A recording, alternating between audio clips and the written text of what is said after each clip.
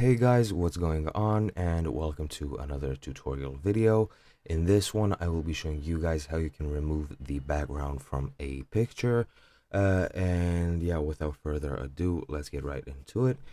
As you can see, I am using some sort of stock photo from the internet of this wonderful gentleman, and as you can see, the background is blurry, and let's say I don't want that background at all.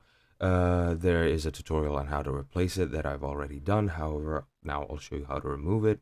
And yeah, let's get right into it. So what you want to do to actually remove the photo is to go to the tools section and you go to double exposure. Now, I want to turn the actual background black, and I have a full black picture which I'm going to use.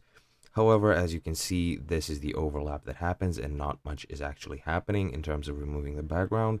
However, if I want to if I want to remove it and turn the background completely black, go to the middle icon and go to subtract.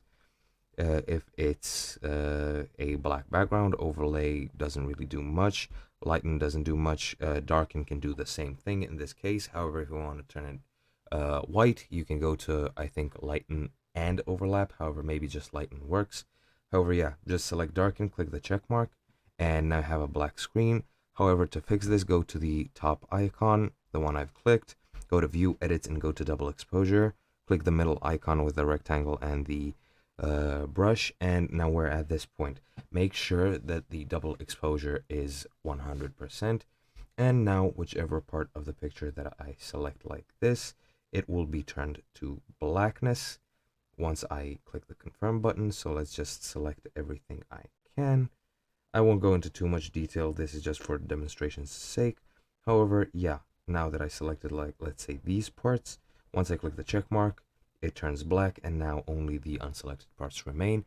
And that is pretty much it. I hope you guys enjoyed, and I hope you found this helpful, and I'll see you in another video.